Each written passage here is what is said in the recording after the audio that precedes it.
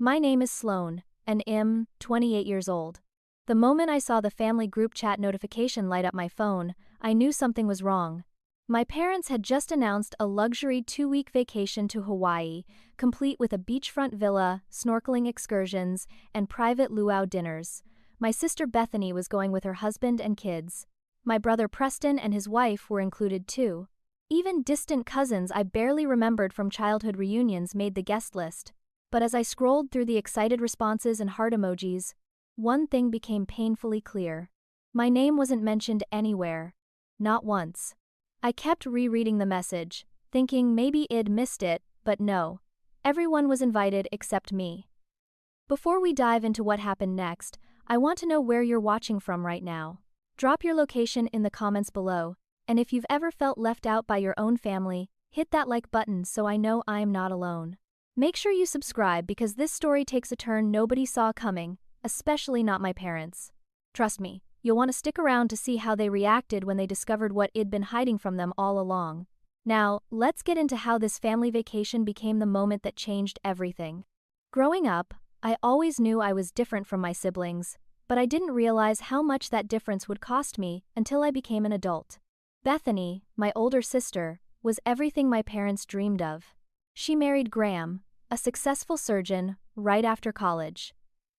They had 2 picture-perfect children who attended private school, and she lived in a sprawling mansion in the nicest part of town. She was president of the PTA, organized charity galas, and posted professionally photographed family portraits every season. Preston, my younger brother, followed the same golden path. He became a corporate lawyer at a prestigious firm, married Ivy, who came from old money, and bought a house 3 blocks from our parents. Every Sunday dinner turned into a celebration of their accomplishments while I sat quietly at the end of the table, hoping nobody would ask about my work. I'd taken a different route entirely.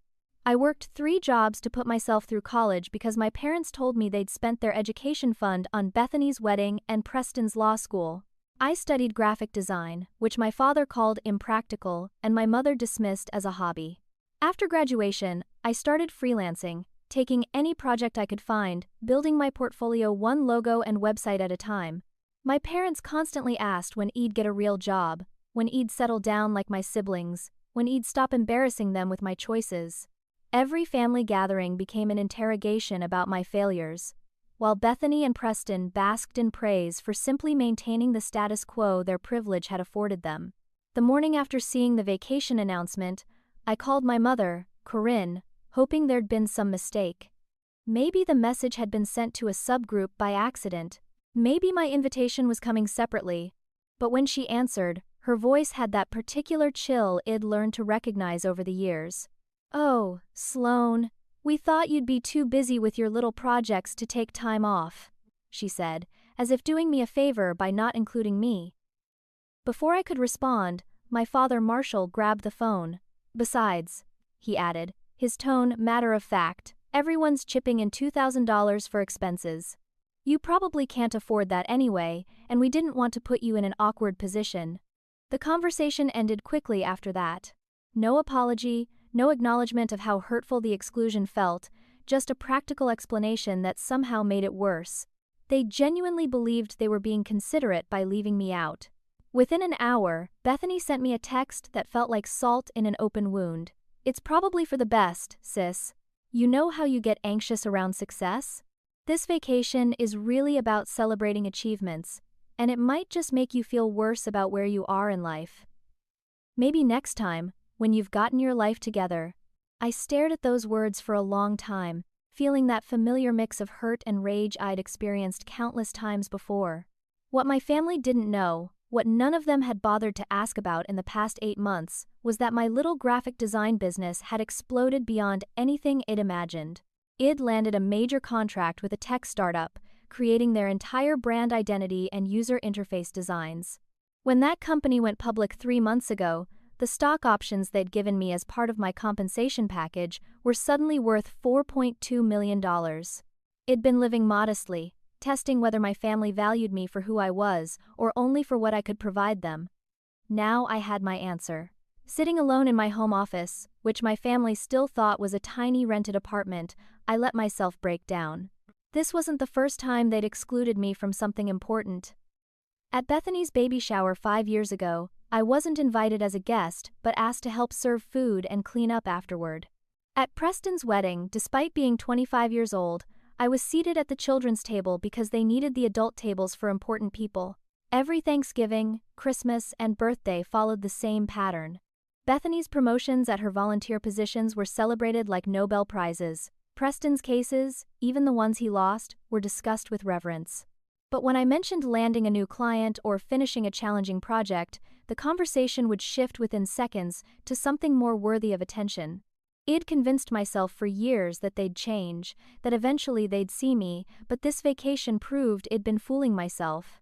That evening, Bethany posted on social media about the upcoming trip. The photo showed our parents, Preston, Ivy, Graham, and her kids all holding tropical drinks with a caption that read, "Family vacation with the people who matter most. Can't wait to make memories with my real support system." Shed tagged everyone in the photo and several relatives in the comments. Everyone except me. The comments rolled in from aunts, uncles, and family friends.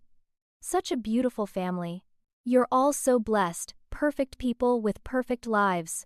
Then I saw it. A comment from my Aunt Maureen, my mother's sister, who'd never liked me, good riddance to dead weight. Shed written, followed by laughing emojis. Several people had liked her comment. My own family members had liked a comment calling me dead weight. I took screenshots of everything, though I wasn't sure yet what I'd do with them. I just knew that something fundamental had shifted inside me, and there was no going back to pretending this was normal or acceptable. 2 days after the vacation announcement, my phone rang with a number I almost didn't recognize. It was my cousin Cecilia, my father's brother's daughter. We'd been close as children but drifted apart as adults, mainly because my parents had discouraged the relationship. When I answered, Cecilia's voice was tight with anger. "Sloane, I need to tell you something, and you're not going to like it," she began. She explained that Shed also been excluded from the Hawaii trip, and when Shed asked her father why, Head told her the truth. Head overheard my parents, Corinne and Marshall, discussing the guest list at a family dinner 2 months ago. My mother had said explicitly that she didn't want me there because my poverty would bring down the mood. My father had agreed, adding that they were embarrassed to be seen with their failure of a daughter in such a nice setting.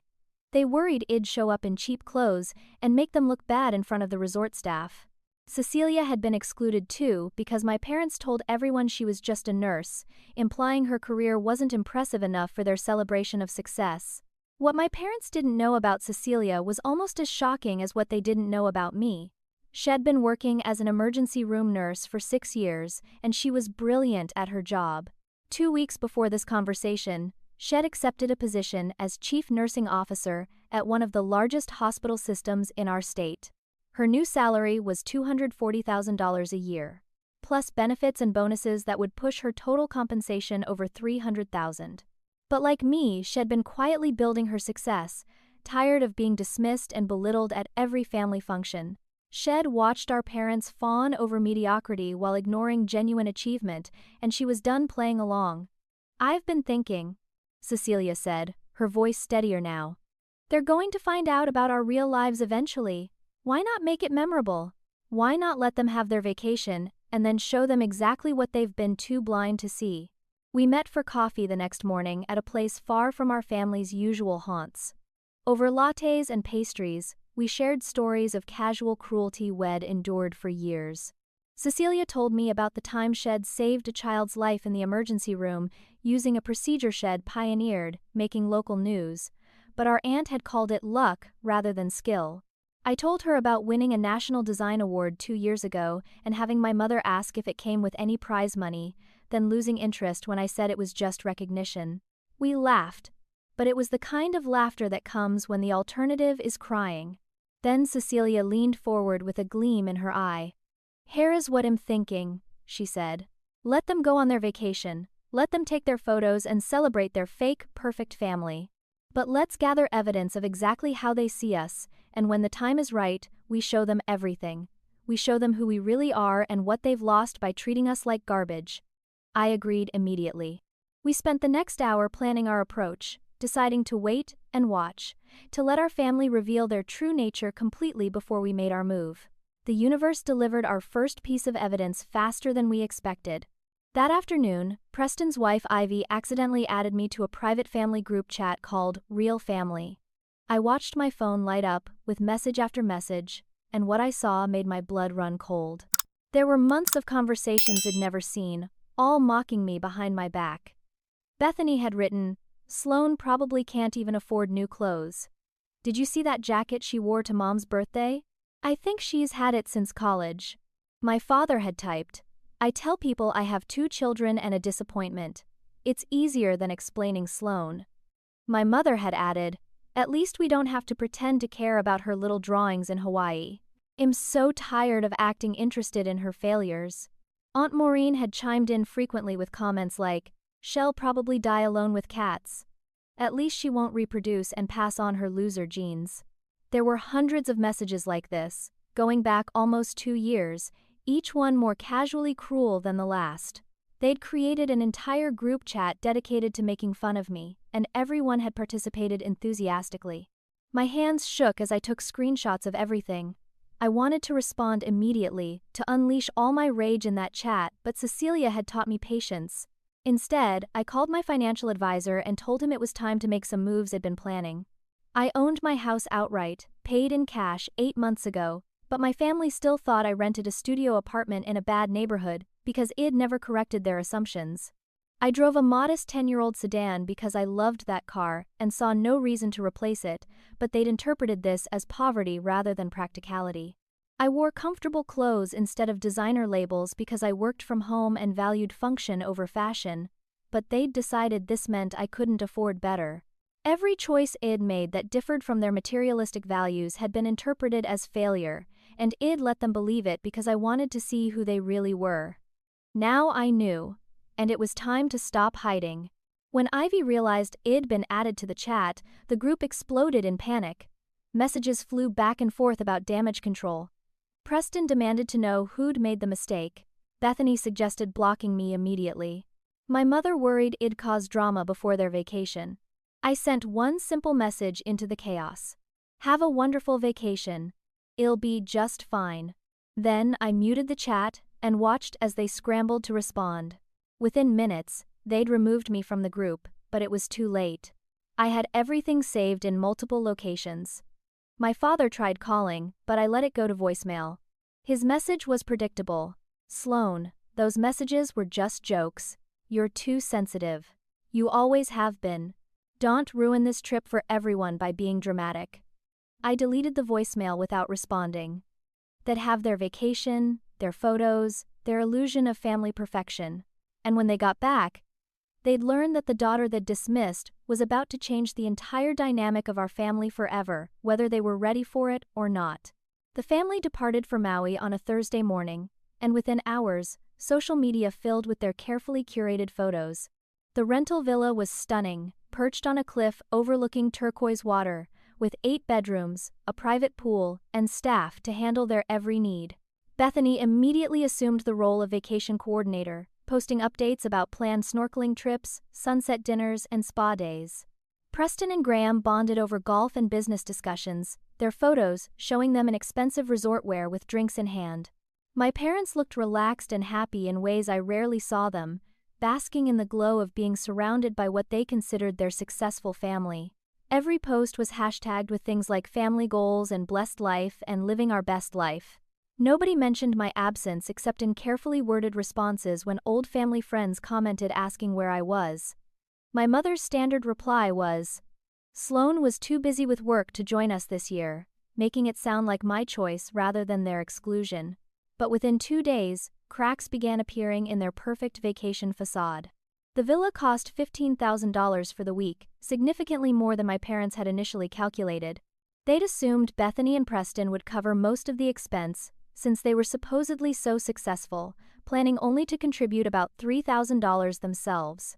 However, during a family meeting on the villa's terrace, Bethany pulled my mother aside with panic in her eyes. She admitted that Graham's medical practice was actually drowning in debt from startup costs and equipment purchases. They'd mortgaged their house twice and were behind on payments. The perfect life they'd been projecting was a carefully maintained illusion, and they couldn't afford to pay their share of the vacation without maxing out their last credit card.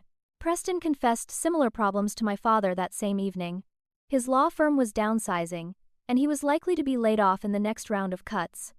They'd been living well beyond their means for years, and Ivy's family money had dried up after some bad investments.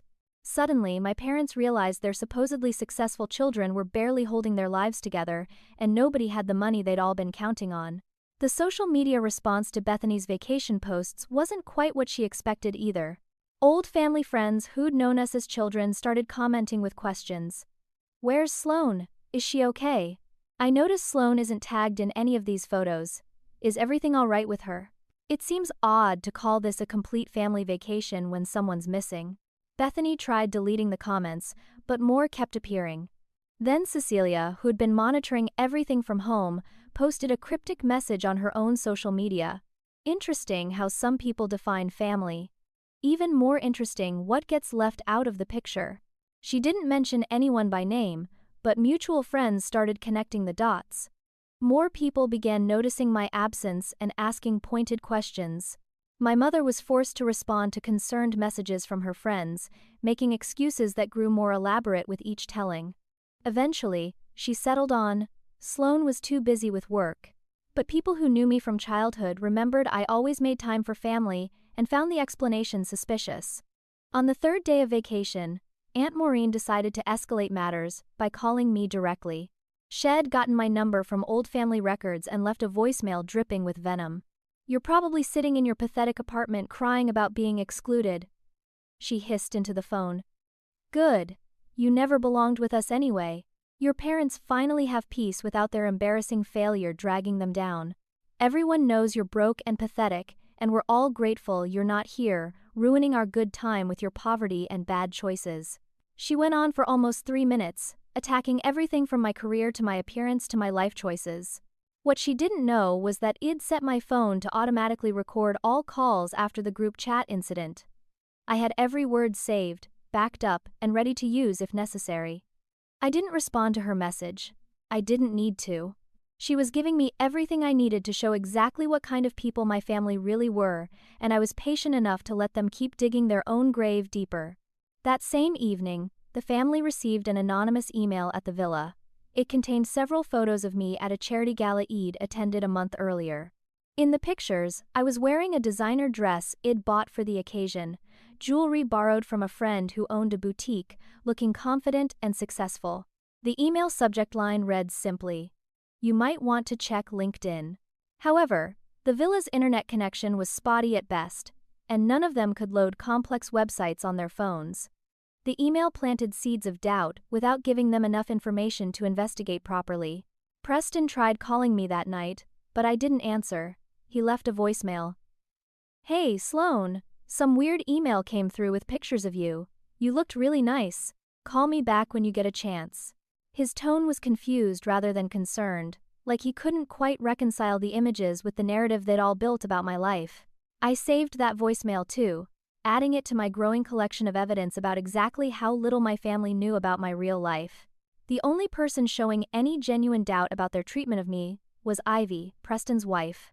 She'd always been kinder than the rest of them, though she'd gone along with the family's dismissive attitude toward me out of a desire to fit in. On the 4th day of vacation, she pulled Preston aside during a beach walk and told him she thought they'd been wrong about me. "What if Sloane's actually doing really well, and we've been too self-absorbed to notice?" she asked. Preston dismissed her concerns immediately. "She's probably just rented that dress for some event.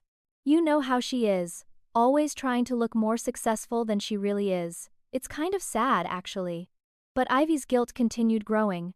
She secretly felt terrible about participating in the mockery, about liking Aunt Maureen's cruel comments, about going along with my exclusion without questioning it. She started to wonder what else they'd been wrong about, what other assumptions they'd made about me that were completely false. For the first time, someone in my family was beginning to question the narrative they'd all constructed, though she had no idea just how wrong that narrative actually was. While my family enjoyed their beach vacation and struggled with their hidden financial problems, I was 3,000 miles away preparing to deliver a keynote speech at one of the largest digital marketing and design conferences in the country. The event organizers had invited me 6 months earlier after my startup success story went viral in business circles. 2,000 people filled the hotel ballroom, and local news stations sent cameras to cover the event. My topic was, From Freelancer to Fortune, Building a Seven-Figure Creative Business. And I spoke for 90 minutes about my journey from taking any design project I could find to building a company valued at $8 million after the tech IPO. I discussed negotiating stock options instead of higher upfront fees, the importance of owning your intellectual property, and how to scale a creative business sustainably. The audience was engaged, asking thoughtful questions and taking notes frantically. Several major publications requested interviews afterward, and one local television station wanted to do a feature story for their evening news segment. The interview aired 3 days into my family's vacation. The segment was titled Local Designer's Startup Success Story, and it ran for almost 6 minutes during prime time. The reporter had done her research, detailing how my graphic design work had helped launch a tech company that was now publicly traded. She mentioned my stock options, now worth millions, and included footage of my house that I'd finally allowed to be photographed. The home office visible in the background was clearly expensive, with high-end equipment and beautiful architecture that contradicted everything my family believed about my living situation. The reporter asked about my design philosophy, my business growth strategy, and my plans for the future.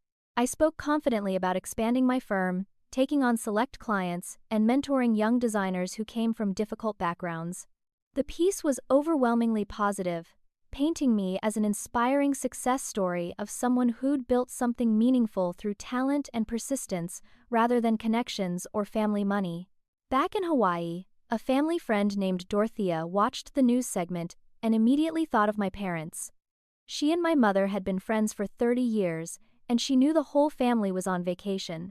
Dorothea pulled out her phone and sent my mother a text with a link to the news station's website where the interview had been posted. "Corinne, I just saw the most wonderful story about Sloane on the news. I had no idea she was so successful. You must be so proud." The message included a screenshot of the segment's headline, Sloane Everhart's design firm valued at $8 million after tech IPO. My mother apparently dropped her drink when she read the message. Within minutes, Shed shared it in the family group chat, and the villa erupted in chaos. My father insisted it had to be fake news, that I would have told them if something like this were true. Bethany was in complete denial, suggesting I'd probably exaggerated everything to some reporter for attention. Preston frantically searched for my LinkedIn profile, which he realized had never actually looked at despite being connected to me on the platform for years. What Preston found when he finally pulled up my profile made him go pale. I had over 500 connections, all legitimate professionals in tech, marketing, and design industries. My endorsements came from CEOs of Fortune 500 companies, creative directors at major advertising agencies, and entrepreneurs whose names appeared regularly in business publications. I'd posted case studies of my work, showing before and after results for clients whose brands had grown exponentially after implementing my designs. My recommendations section contained glowing testimonials from people whose companies I'd helped build from the ground up. There were photos of me at industry conferences, accepting awards, speaking on panels, and networking with people my family would consider far above their own social status. Everything pointed to the undeniable truth that I was not only successful but had been successful for quite some time, operating at a level none of them had imagined possible. The daughter they'd dismissed as a failure was actually more successful than any of them, and they'd been too arrogant and self-absorbed to notice. Aunt Maureen, still in denial, posted in the family chat. "She's probably lying about all of it for attention. You know how she is, always trying to make herself seem more important than she really is. I bet if we investigated, we'd find out this is all fake." But other family members were starting to panic. My mother, in particular, realized they'd made a catastrophic mistake. She knew my father's business had been struggling for 2 years, hemorrhaging money from bad investments and poor decisions. They'd been counting on Preston and Bethany to help them financially, planning to ask for money during this vacation when everyone was relaxed and happy. But now both their supposedly successful children had admitted they were broke, and it turned out their failure daughter was actually wealthy. Corinne started calculating desperately in her mind. If I had millions, I could solve their financial problems easily. I could pay off their debts, save Marshall's failing business, help them maintain the lifestyle they'd grown accustomed to. But they'd just spent months mocking me, excluding me from family events, and treating me like an embarrassment. The vacation they'd planned as a celebration was turning into a nightmare of realization about their own terrible judgment. Multiple family members tried calling me simultaneously. My phone lit up with incoming calls from my mother, father, Preston, Bethany, even Graham and Ivy. All of them went straight to voicemail. I'd changed my voicemail message the day they left for Hawaii to something more professional. You've reached Sloane Everhart. I'm currently unavailable. For business inquiries, please contact my assistant at the email address on my website. For personal matters, I'll return your call when I'm able. The message was polite but distant, nothing like the casual greeting I'd had before. When they tried emailing me, they received an automated response. Sloane Everhart is currently traveling for business and may not respond to messages promptly. For urgent matters, please contact her office. The growing panic in their group chat was almost entertaining to watch from my end. They were realizing they had no way to reach me, no way to fix what they'd broken, no way to apologize or explain or manipulate me into forgiving them before they'd even processed what they needed forgiveness for. Bethany had a complete meltdown on the 5th day of vacation. She'd built her entire identity around being the successful daughter, the one with the perfect life and the beautiful family and the impressive husband. Learning that her rejected sister was actually far more successful than she'd ever be destroyed, something fundamental in her self-image. When Graham tried to comfort her by pointing out that at least they had each other, she turned on him viciously. "You and your failing practice," she screamed loud enough for the whole villa to hear. "We're about to lose our house because you couldn't make your medical business work. My loser sister is a millionaire and I'm married to a failure." The fight that followed was explosive, with years of hidden resentments pouring out. Other family members tried to intervene but ended up arguing among themselves about who was to blame for not noticing my success, who had been cruelest to me, and what they were supposed to do now. The vacation my parents had planned as a celebration of their perfect family had become a disaster of revelation about all their imperfections, and they still had 4 days left in paradise, with nowhere to hide from the truth they'd finally been forced to see. While my family self-destructed in Hawaii, I received an unexpected phone call from someone I'd met only a handful of times. Phyllis was Bethany's best friend, or at least that's what my sister believed. They'd known each other since college, attended each other's weddings, and spent countless hours together at social events and charity functions. But Phyllis had been harboring a secret that she was finally ready to reveal. "Sloane, we've never really talked, but I need to tell you something," she began, her voice nervous but determined. "I've been watching your sister treat you terribly for years, and I can't stay quiet anymore. I've been documenting everything she said about you, every cruel comment, every mocking conversation, every time she's encouraged others to exclude you or dismiss you. I have texts, voice messages, social media screenshots, everything. I'm sending it all to you because you deserve to know exactly what's been said behind your back and because I think you might need it for what's coming next." The files Phyllis sent over the next hour were staggering in their cruelty and volume. There were hundreds of text conversations where Bethany had mocked my clothes, my career, my appearance, my relationship status, and anything else she could think to attack. Voice messages where she'd laughed with other friends about my poverty, speculating about whether I could even afford to eat properly. Screenshots of social media posts she'd made in private groups, calling me pathetic and embarrassing, wondering why our parents had even bothered having a third child if I was going to turn out so disappointing. Phyllis had been collecting evidence for almost 3 years, growing increasingly disgusted by Bethany's behavior but unsure what to do with the information. "I stayed friends with her because I wanted to document everything," Phyllis explained. "I knew someday you'd need proof of what she was really like, and I wanted you to have it. I couldn't stand watching her destroy you while pretending to be some kind of saint in public. She's a terrible person, Sloane, and I'm done protecting her." But the revelations didn't stop there. As I was processing Phyllis' information, Cecilia called with her own discovery. She'd been doing some investigating into why our family had always treated us so dismissively, and she'd uncovered something shocking about Aunt Maureen. 3 years ago, when my design business was just starting to gain traction, I'd lost two significant clients unexpectedly. Both had called to cancel their contracts, citing concerns about my reliability and professionalism. At the time, I'd been devastated, nearly going bankrupt from the lost income. I'd never understood what happened because both clients had been happy with my work up until the sudden cancellations. Now Cecilia had discovered the truth. Aunt Maureen had called both clients, pretending to be a concerned friend, telling them I was unstable, unreliable, and likely to abandon projects halfway through. She'd sabotaged my business deliberately, nearly destroying everything I'd built because she enjoyed watching me struggle. Cecilia had found witnesses, saved voicemails, everything we needed to prove what Maureen had done. It wasn't just casual family cruelty anymore. It was active, malicious sabotage that had nearly ruined my life. Then came the revelation that hit hardest of all. Preston's wife Ivy reached out to me through a carefully worded email. She apologized profusely for participating in my exclusion and explained something I'd never known. Preston had actually been aware of my growing success for months. As a lawyer, he had access to public business filings and had been monitoring my company's growth.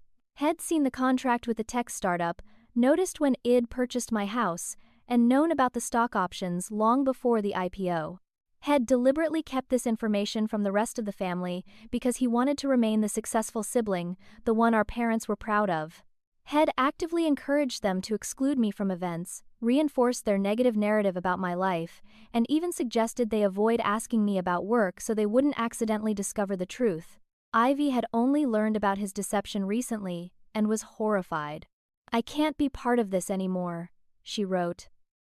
"I know I should have stood up for you sooner, but I was trying to keep peace in my marriage. I'm so sorry, Sloane.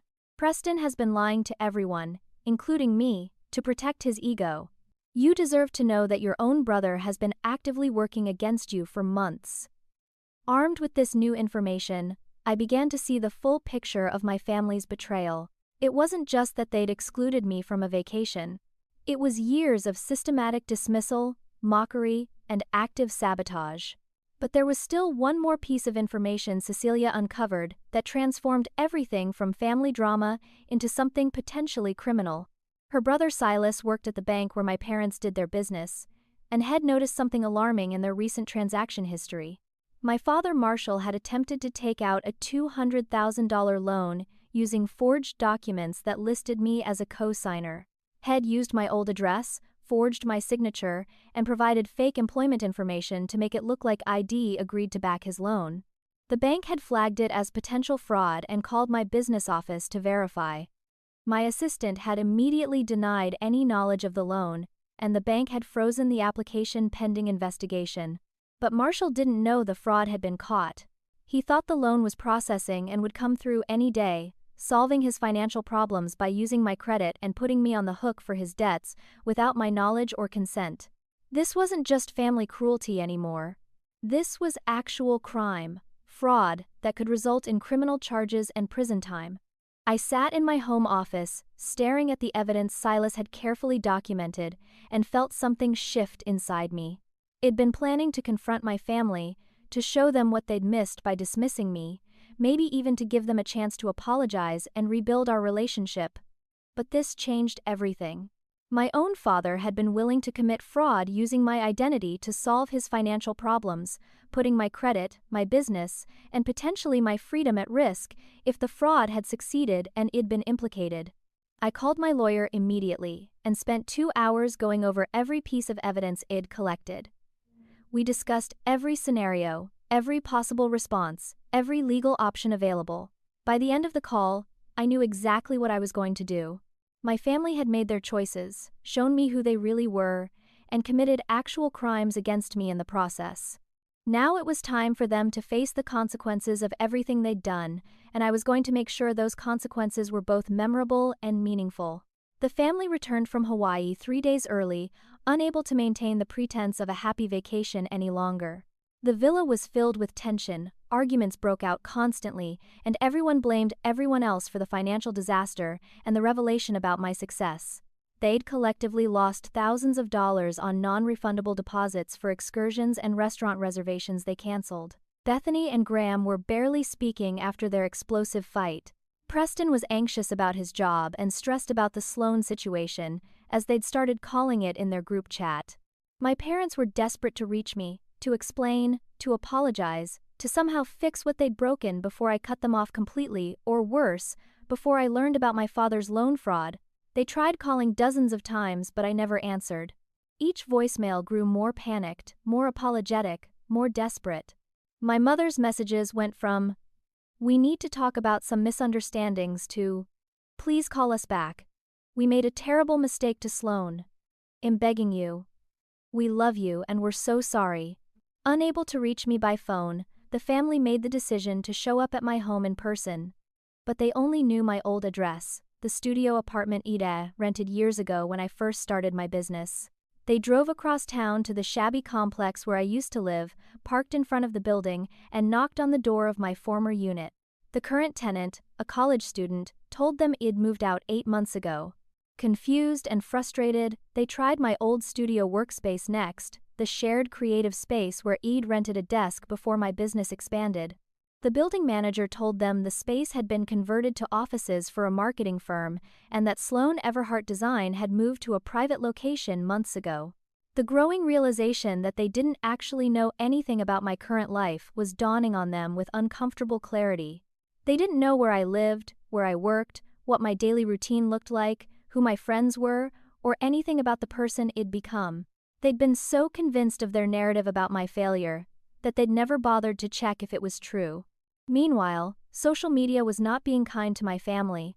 The combination of their vacation posts and people noticing my absence had sparked conversations among extended family and old friends. Comments on Bethany's photos grew more pointed. "This feels performative when you deliberately excluded Sloane," one cousin wrote. "How can you call this a family vacation when you left out a family member?" asked a childhood friend. "I just saw Sloane on the news talking about her multi-million-dollar business. Interesting that she wasn't good enough for your family trip." Bethany tried deleting comments and blocking people, but the damage was done. Her carefully curated image of perfection was cracking publicly, and people were starting to see through the facade. Preston's LinkedIn connections, many of whom were also connected to me professionally, began noticing the discrepancy between how Head described his sister and who I actually was. Several colleagues sent him private messages asking uncomfortable questions about family dynamics and why Head been so dismissive of my accomplishments when they'd tried to discuss my work with him at networking events. Aunt Maureen, furious that her cruelty was being exposed and that I might actually be successful enough to threaten her position in the family hierarchy, decided to escalate her attacks. She hired a lawyer and sent a threatening letter demanding I stop spreading lies about her. She also contacted a local news station trying to plant a negative story about me, suggesting my wealth must be from illegal sources or unethical business practices. She painted herself as a concerned family member, worried about where my money really came from. What Maureen didn't know was that my lawyer had been monitoring her activities since Cecilia discovered the business sabotage.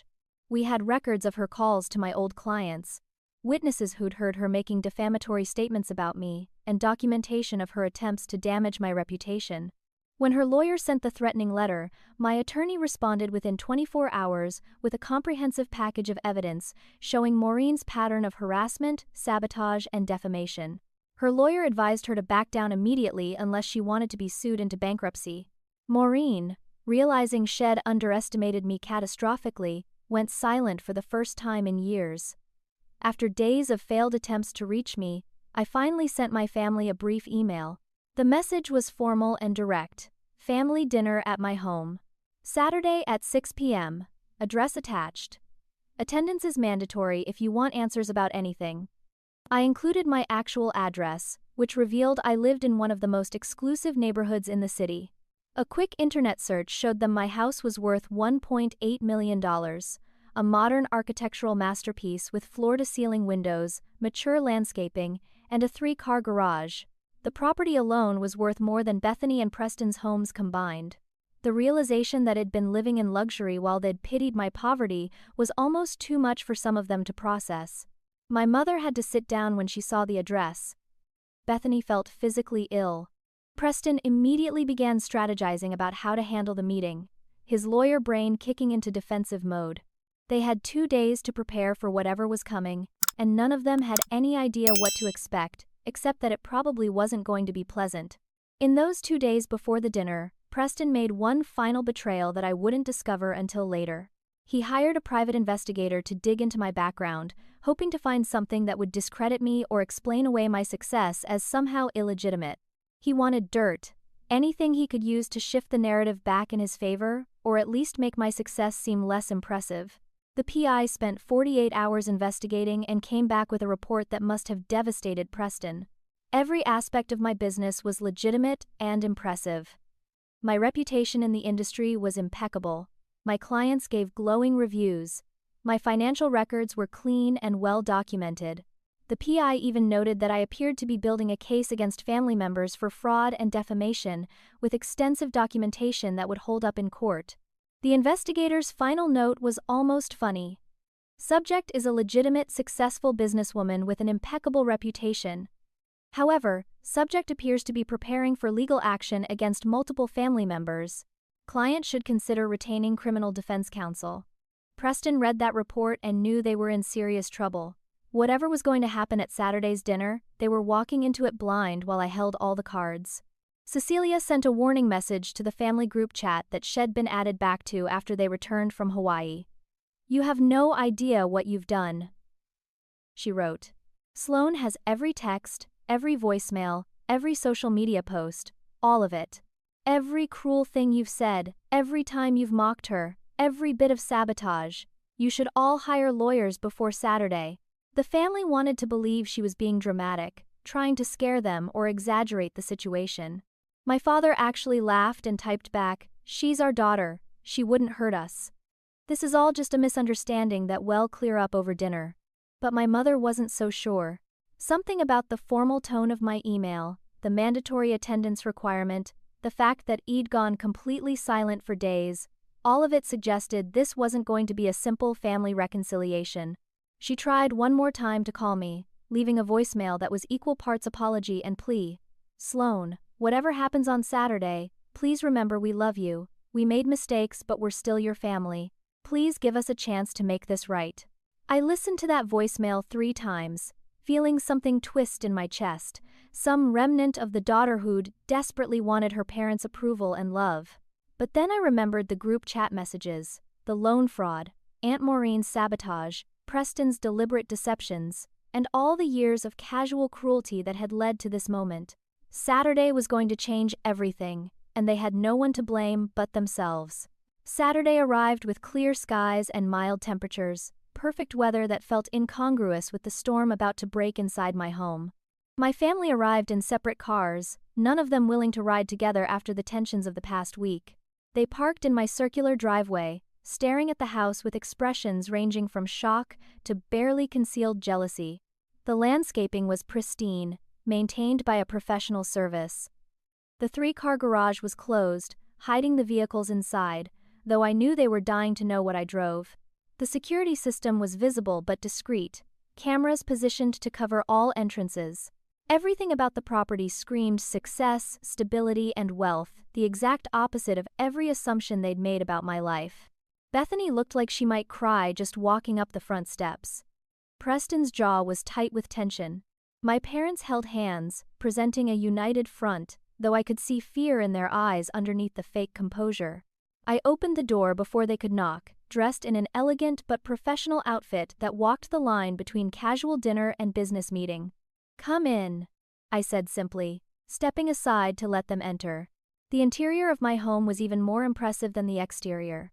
The foyer opened into a great room with soaring ceilings and modern art on the walls, pieces that cost more individually than some cars.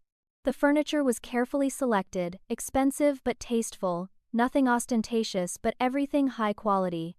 Through the open floor plan, they could see my home office, visible through glass walls, with multiple large monitors, professional-grade equipment, and shelves filled with design books and industry awards. At the back of the house, visible through floor-to-ceiling windows, was a guest house that I used for my personal assistant when she needed to work late. Every detail of my home contradicted the narrative they'd built about me, and I watched their faces as they processed each new piece of evidence that they'd been completely wrong. Dinner was set up in the dining room, catered from one of the most expensive restaurants in the city. The meal itself probably cost more than what they'd expected everyone to contribute for the Hawaii villa. Wine bottles on the table were vintage years that my father, who considered himself a wine enthusiast, would recognize as costing hundreds of dollars each. The table was set with formal place settings, and at each seat was a leather folder with the person's name embossed in gold. "Before we eat," I said calmly, gesturing to the chairs, "I think we should discuss the contents of those folders." Also present was a professional photographer I'd hired, someone who documented legal proceedings and business meetings. "This is Marcus," I introduced. "He's here to document our meeting for legal purposes. Everything said tonight is being recorded with proper notification, which makes it admissible in court if necessary." That statement sent visible shockwaves through my family. This wasn't just a dinner. This was something official, something that could have legal consequences, and they were just beginning to understand how serious the situation had become. The folders contained carefully organized sections, each one more damning than the last. The first section was screenshots of the real family group chat, every cruel message printed and organized chronologically. My father went pale reading his own words back. My mother's hands shook as she saw months of mockery laid out in black and white. Bethany's folder was thicker than others, filled with her particularly vicious comments. The second section showed financial records documenting my actual success, my business growth over 3 years, the value of my stock options, my real estate purchase, everything that proved I wasn't the failure they'd believed. The third section contained documentation of Aunt Maureen's business sabotage, including witness statements and saved voicemails from my former clients, explaining how a family member had called to warn them against working with me. The fourth section detailed Preston's deliberate deception, showing dates when Head discovered my success and evidence of his active efforts to keep that information from the family. The fifth and most serious section contained documentation of my father's attempted loan fraud, including the forged documents with my signature, the bank's fraud report, and a legal analysis explaining the criminal penalties he could face. The reactions were immediate and varied. Aunt Maureen, who'd been included in this dinner specifically to face consequences for her actions, tried to stand up and leave. "I don't have to listen to this," she declared, heading for the door. But the door was locked. Something I'd disclosed was legal, as we were having a meeting to discuss potential crimes, and no one was being held against their will, just asked to stay for a reasonable amount of time. "If you leave now," I said calmly, "my lawyer files charges for business interference on Monday morning. If you stay and listen, we can discuss alternatives." Maureen sat back down, seething. My father was staring at the loan fraud documents like he couldn't believe they were real. My mother was crying quietly, mascara running down her face. Bethany looked between her folder and my house, with an expression of such pure jealousy and rage that it was almost frightening. Preston had gone into lawyer mode, his face carefully neutral, but his hands were gripping the folder so tightly his knuckles were white. Ivy, who'd come with Preston, looked absolutely horrified by everything she was reading, especially the documentation of her husband's deceptions and manipulations. I let them read in silence for several minutes before speaking again. "I want to be very clear about something," I began, my voice steady and calm. "This isn't about money. This isn't about proving I'm successful or making you feel bad about your assumptions. This is about years of systematic cruelty, exclusion, and in some cases, actual criminal activity. Every birthday you forgot, every achievement you dismissed, every time you seated me at the kids' table or asked me to serve instead of participate, or mocked my choices behind my back, it all added up. The Hawaii vacation was just the final proof that you don't see me as family. You see me as an embarrassment, as dead weight, as someone who brings down the mood just by existing." I paused, making eye contact with each person at the table. "You excluded me from that vacation because you were ashamed of me. But the truth is, I'm the only one in this family who has anything to be proud of, because I built everything I have through my own talent and hard work, without family connections, without privilege, without anyone's help or approval." My mother tried to interrupt. "Sloane, please, we love you, we made mistakes, but we're still your family." I held up a hand to stop her. You're only here because you found out about my money, I said bluntly. If I was actually poor like you believed, would you be apologizing right now? Or would you still be in Hawaii posting pictures of your complete family without me? She had no answer to that because we both knew the truth. I turned to my father. You tried to commit fraud using my identity. You forged my signature on loan documents. That's a crime that carries serious jail time. The only reason you're not already arrested is because I haven't pressed charges yet. Marshall looked like he might be sick. I was desperate, he whispered. The business is failing and I thought if I could just get the loan I could fix everything and pay it back before you ever knew. I nodded slowly. So your plan was to commit identity theft against your own daughter rather than ask for help or admit you needed it. That tells me everything I need to know about how you see me. Turning to Preston, I addressed his folder directly. You knew about my success for months and actively kept it secret. You encouraged Mom and Dad to exclude me from family events. You told them not to ask about my work. You deliberately maintained a false narrative because you needed to be the successful child. That kind of calculated deception isn't just cruel, it's pathological. Preston finally spoke, his lawyer training helping him maintain composure. I made mistakes. I should have been happy for you instead of threatened. But this, he gestured at the folders and the photographer, this is extreme. We're family, we should be working this out privately. I smiled without warmth. You had years to work this out privately, you chose mockery instead. Now we're doing it my way.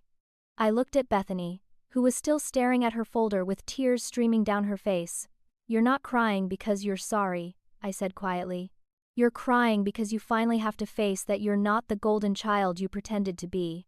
Your perfect life is falling apart, and you can't stand that I'm actually doing well. The real kicker came when I pulled out one more document that wasn't in their folders. This, I said, holding up a legal brief, is a summary prepared by my attorney of all the potential charges and lawsuits I could file based on the evidence I've collected. Fraud, identity theft, defamation, business interference, harassment. Some of you could face criminal charges.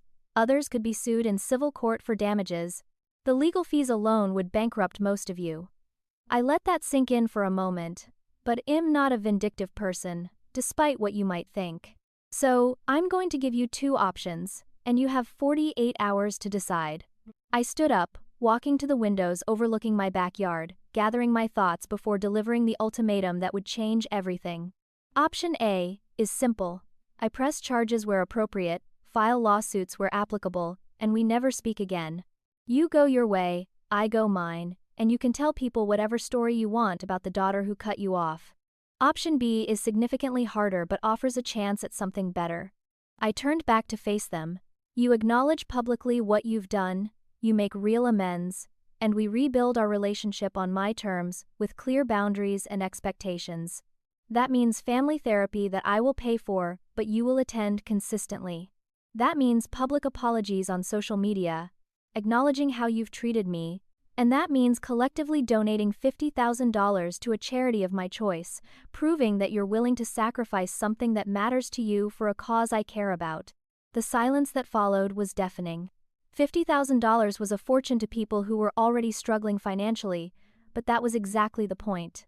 I needed to know if they were willing to make genuine sacrifices for our relationship, or if they only wanted access to my money.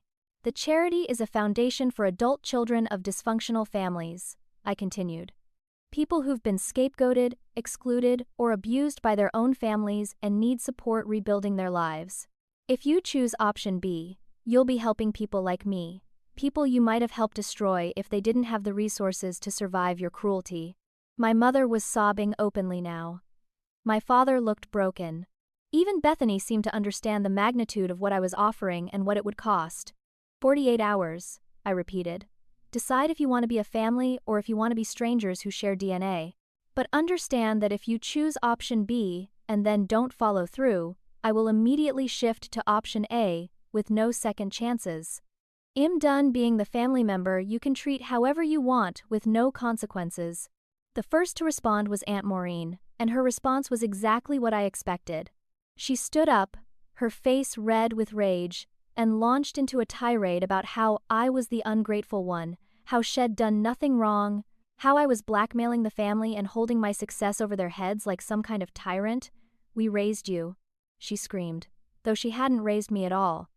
"You owe us. You owe this family. Everything you have is because of us." I remained calm, letting her wear herself out with her tantrum.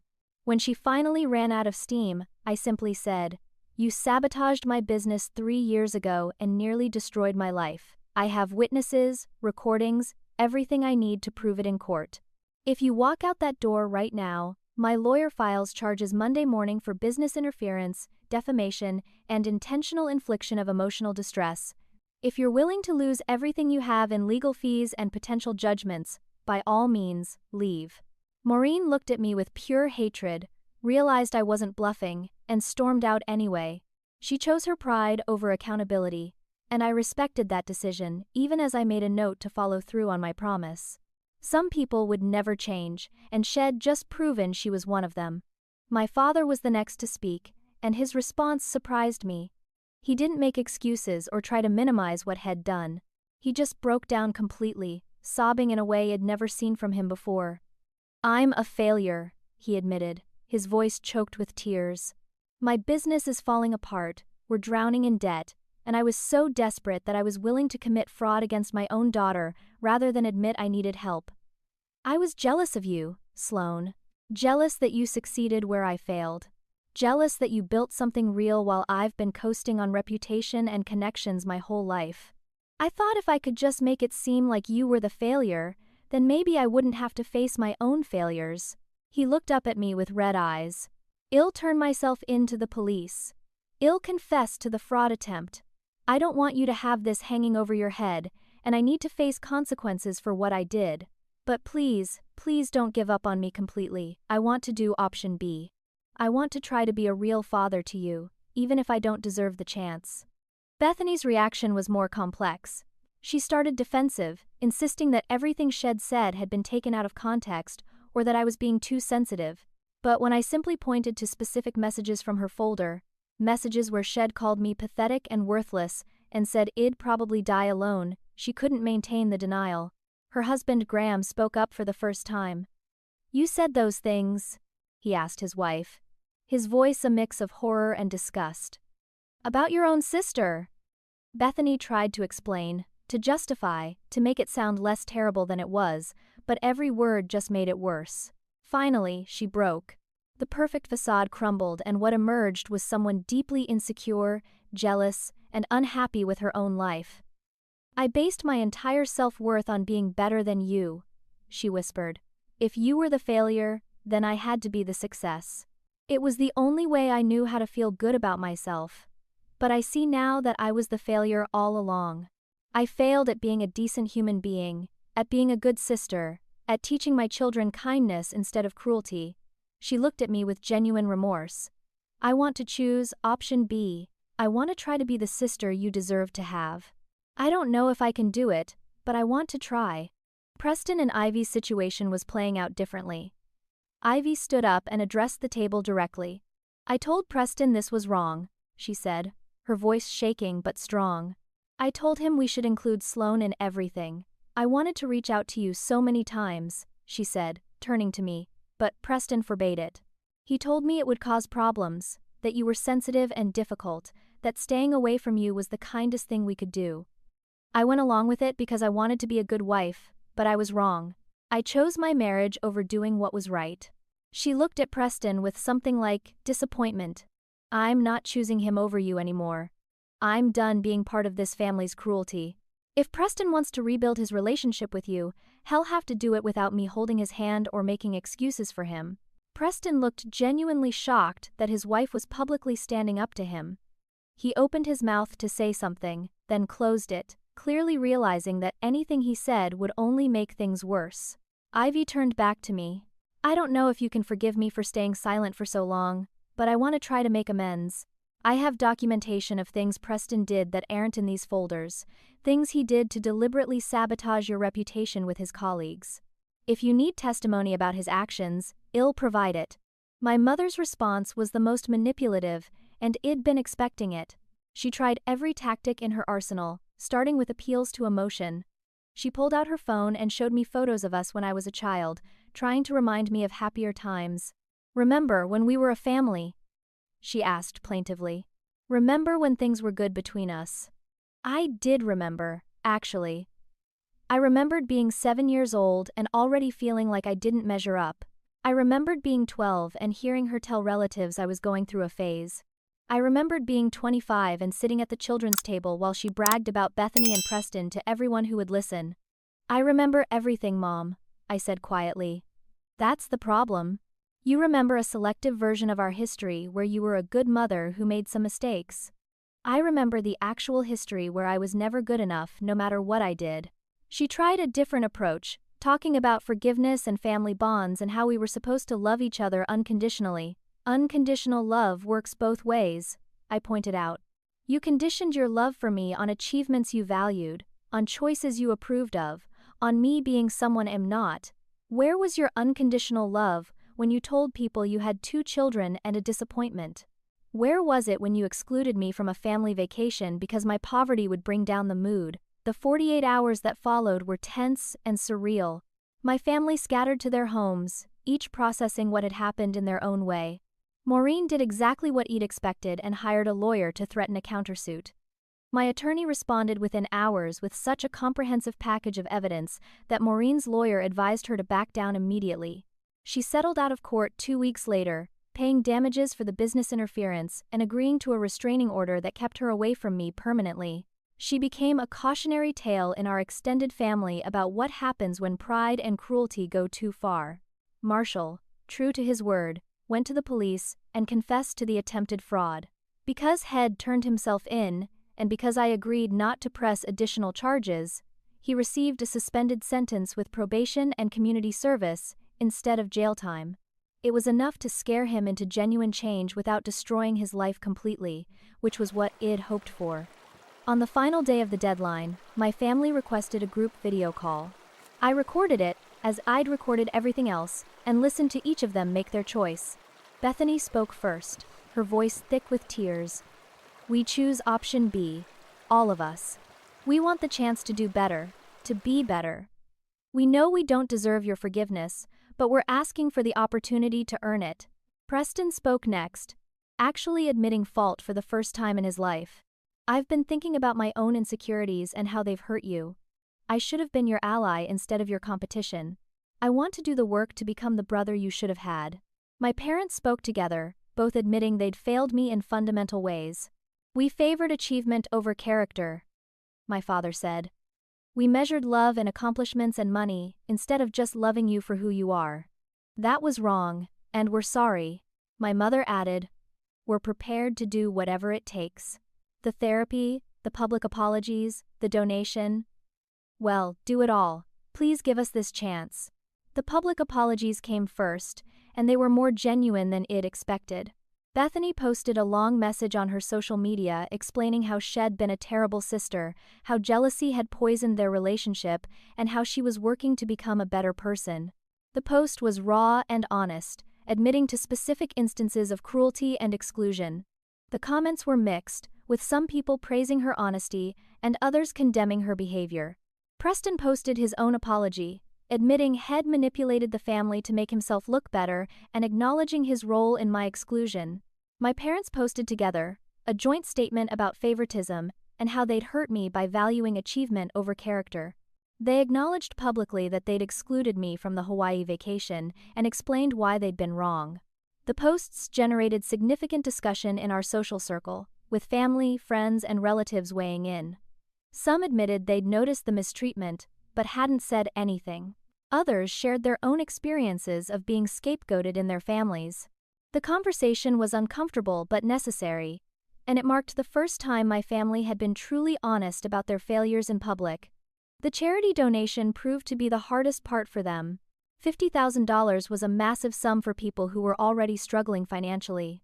I watched from a distance as they scrambled to figure out how to raise the money. Bethany and Graham sold their vacation home and some jewelry.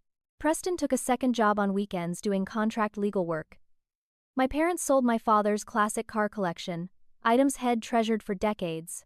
It took them 6 months of sacrifice, extra work, borrowed money from friends, and careful budgeting, but they did it. Every dollar they contributed was documented, and when they finally reached the full amount, they made the donation together at a small ceremony I arranged. The foundation director was moved by their story and by the amount, explaining how the money would help dozens of people escape abusive family situations and rebuild their lives. I watched my family as they listened to stories of people who'd suffered similar exclusion and cruelty, saw something shift in their expressions as they realized the real damage their behavior could have caused. Family therapy began immediately after they committed to option B, and the first few sessions were brutal. Everyone was defensive, making excuses, minimizing their actions. The therapist, a specialist in family systems and dysfunctional dynamics, didn't let them hide from the truth.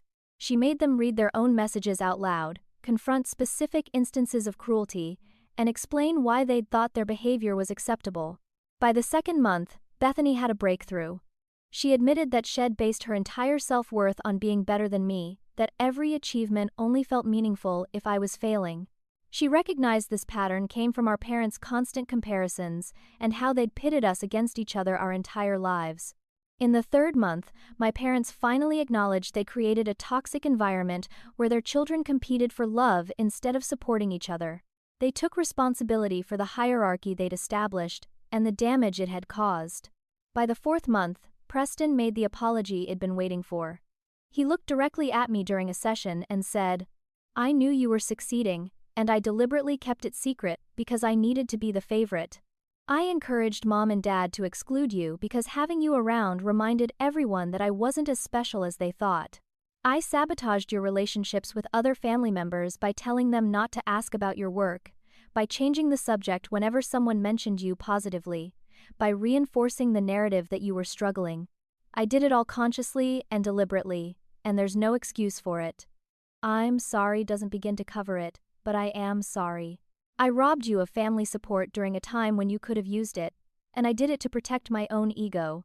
That apology meant more than any of the others because it came with specific acknowledgement of deliberate harm rather than just careless cruelty. The 6th month of therapy brought our first genuine conversation where nobody attacked anyone or became defensive. We talked about our childhoods, about how the comparisons had affected all of us differently. Bethany admitted she'd always felt pressure to be perfect and had resented me for seeming to escape that pressure by being written off as a disappointment. Preston shared that he'd felt invisible between golden child Bethany and scapegoat Sloane, desperate to be noticed even if it meant putting me down. My parents finally understood how their favoritism had poisoned all their children's relationships with each other, and with them. It wasn't a magical fix, there was still anger and hurt and years of damage to work through, but it was a start.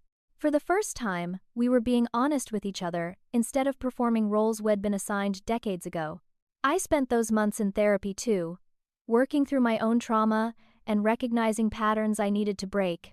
I realized that part of why I'd hidden my success was because I'd internalized their belief that I wasn't good enough. I'd been proving them wrong while simultaneously believing on some level that they were right to doubt me. My therapist helped me understand that my worth wasn't tied to my success or failure, that I deserved love and respect regardless of my bank account or achievements. I also had to confront my own desires for revenge, for making them suffer the way they'd made me suffer. Choosing option B instead of option A wasn't just giving them a chance, it was giving myself a chance to heal instead of staying stuck in anger and hurt forever. Cecilia became the sister Bethany had never been, and we grew closer throughout the process. She'd gone through her own reckoning with our family, setting boundaries and demanding respect for her achievements. Together we started a mentorship program through the foundation. I'd asked my family to donate to, helping young women from dysfunctional families start businesses and build careers despite lack of family support. It became one of my most meaningful projects, using my success to help others escape situations similar to what I'd experienced. Bethany, to her credit, eventually asked if she could volunteer with the program too. It took me a while to agree, but watching her work with these young women, listening to her share her own story of jealousy and cruelty and growth, I saw genuine change happening. She was learning to find value in helping others succeed instead of needing to be the most successful person in the room. 1 year after that terrible dinner, I hosted another family gathering at my home. This time, it was my choice, my invitation, my terms. The conversation was careful but warm. Bethany asked about my work with genuine interest, actually listening to my answers and asking thoughtful follow-up questions. Preston shared his own struggles without turning it into a competition, admitting he'd been laid off from his firm, but was starting his own practice and finding it more fulfilling despite the financial uncertainty. My parents listened more than they talked, asking about my life, rather than monopolizing conversation with their own updates. Ivy had become a real friend, checking in regularly and supporting my work with the foundation. The dinner wasn't perfect, there were still awkward moments and topics we avoided, but it was real. We were building something authentic instead of maintaining a facade of family perfection. The lesson I took from everything was simple but profound. Family should be about love, not hierarchy. Success isn't just money or status or achievements that look good on social media. Real success is peace, healthy boundaries, self-respect, and relationships built on genuine caring rather than obligation or competition. Sometimes you have to walk away from toxic family dynamics to find out who really values you, who's willing to do the hard work of change, and who's content to keep playing the same destructive games forever. Forgiveness doesn't mean forgetting or pretending the harm never happened. It means moving forward with wisdom, with boundaries, with clear expectations about how you deserve to be treated. Not everyone in my family made that journey. Maureen chose pride and ended up isolated. But the ones who chose growth and accountability discovered something more valuable than the fake harmony we'd had before. They discovered what it actually means to be a family. The final scene of this story takes place at a charity gala 6 months later. I'm there as a sponsor and keynote speaker, talking about second chances and the importance of supporting people who've been marginalized by their own families. The foundation has grown significantly with the help of my donation and ongoing fundraising efforts. They're helping dozens of people start businesses, go back to school, escape abusive situations, and build lives of independence and success. Bethany is at the event too, volunteering at the registration table alongside Cecilia. At one point in the evening, someone asks to take our photo together, and for the first time in years, our smiles are genuine. We're not the family I was born into anymore. We're the family we chose to become through hard work, accountability, and genuine effort to do better. It's not perfect, and some wounds will never completely heal, but it's honest. And that makes all the difference. My family excluded me from a vacation because they were ashamed of my poverty and my failures. In response, I gave them something much more valuable than revenge. I gave them a mirror to see themselves clearly, consequences for their actions, and a chance to become better people. Some of them took that chance. That's enough. Because at the end of the day, I didn't need them to validate my success or my worth. I just needed them to see me, really see me, and decide whether they wanted to be part of my life on terms that respected both of us. The ones who stayed are still working on it every day, and I respect that effort even when it's imperfect. The ones who left made their choice too, and I respect that as well. I'm no longer the excluded daughter, the disappointment, the embarrassment. I'm Sloane, and I built a life I'm proud of, with or without their approval. That's the real happy ending, the moment you realize you don't need anyone's permission to value yourself. Now I want to hear from you. Have you ever had to set boundaries with toxic family members? Did you give them a chance to change, or did you walk away completely? Drop your story in the comments because I know I'm not the only one who's been through something like this. If this story resonated with you, smash that like button and share it with someone who needs to hear that they're not alone in dealing with difficult family dynamics. And definitely subscribe to the channel because we share stories like this every week, real situations about people standing up for themselves and finding their own strength. Thank you so much for listening to my story. I hope it reminds you that your worth isn't determined by how your family treats you, it's determined by how you treat yourself and what you're willing to accept from others. Stay strong, set those boundaries, and remember that sometimes the family you choose is more valuable than the family you're born into. Wishing you all the courage to stand up for yourselves and the wisdom to know when to walk away and when to give people a chance to grow. Take care of yourselves out there.